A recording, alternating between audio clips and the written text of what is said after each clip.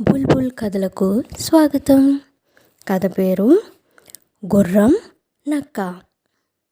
ఒక ఊరిలో ఒక ధనవంతుడైన ఆసామి ఉండేవాడు.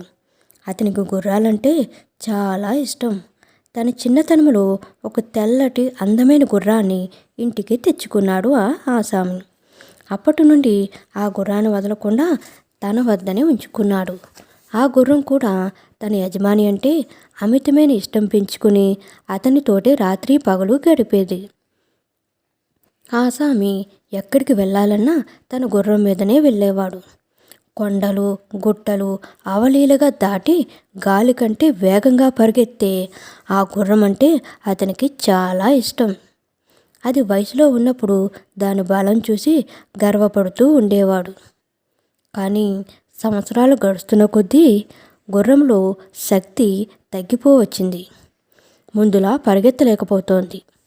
అది గమనించిన ఆసామి ఇక ఆ గుర్రానికి శక్తి లేదని గ్రహించి ఒకనాడు, "నువ్వు నా ఇంటి నుండి వెళ్ళిపో. మళ్ళీ మునుపటిలా సింహం అంత శక్తి నీకు వచ్చినప్పుడే నా దగ్గరకు రా. అంతవరకు నీకు ఇంటిలో స్థానం లేదు" అని గుర్రాన్ని బయటికి పంపించేశాడు.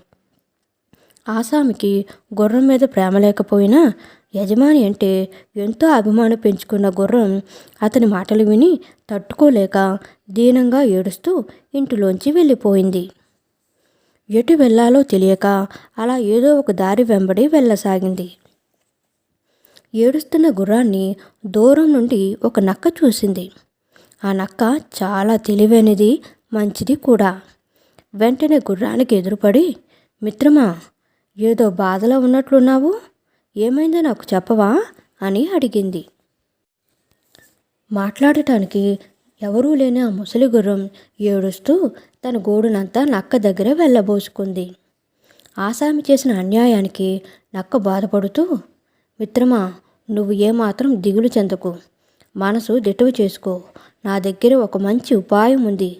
నేను చెప్పినట్లు నువ్వు చేస్తే నీ యజమాని మరలా నిన్ను ఇంట్లోకి రానివ్వడమే కాకుండా ఇంకెప్పుడు నిన్ను ఇలా బాధ పెట్టడు" అని చెప్పి ఊరడించింది. నక్క మాటలకు కొంత తేరుకున్న గుర్రం, "చెప్పు మిత్రమా, నన్ను ఏమి చేయమంటావు?" అని అడిగింది. "ఈ దారిలో నువ్వు క్రింద పడుకుని చనిపోయినట్లు నటించు. నేను మళ్ళీ చెప్పేదాకా లేవకు. నువ్వు ఈ పని మాత్రం చేస్తే నేను మిగిలింది చూసుకుంటాను" అని చెప్పింది నక్క. నక్క చెప్పినట్లుగానే దారిలో పడిపోయింది గుర్రం. వెంటనే నక్క పరుగు పరుగున సింహం గుహకి వెళ్ళింది.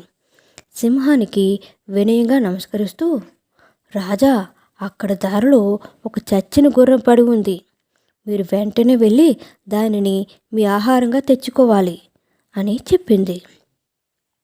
"గుర్రమా, బాగుంది. గుర్రం మాంసం తిని చాలా రోజులైంది. నాకు తినాలనే ఉంది. కానీ గుర్రం చాలా బరువు కదా.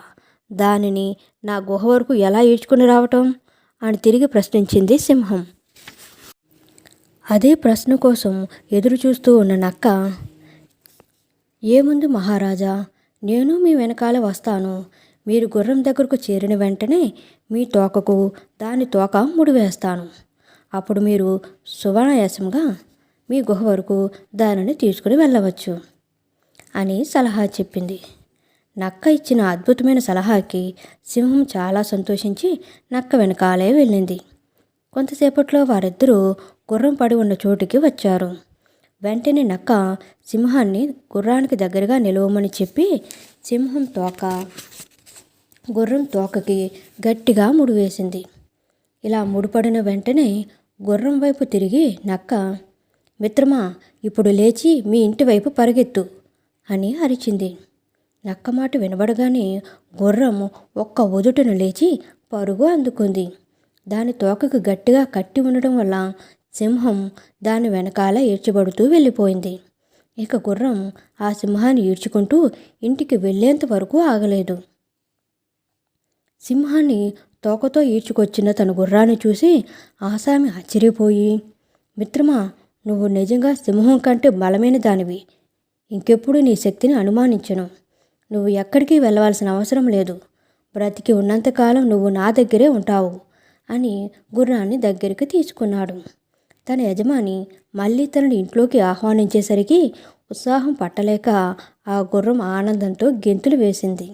తనకు సమయానికి గొప్ప సహాయం చేసిన నక్కకి తన మనసులోని కృతజ్ఞతలు తెలుపుకుంది ఆ గుర్రం. కథ నచ్చినట్లయితే లైక్ చేయండి, షేర్ చేయండి, సబ్స్క్రైబ్ చేయండి. Thank you so much.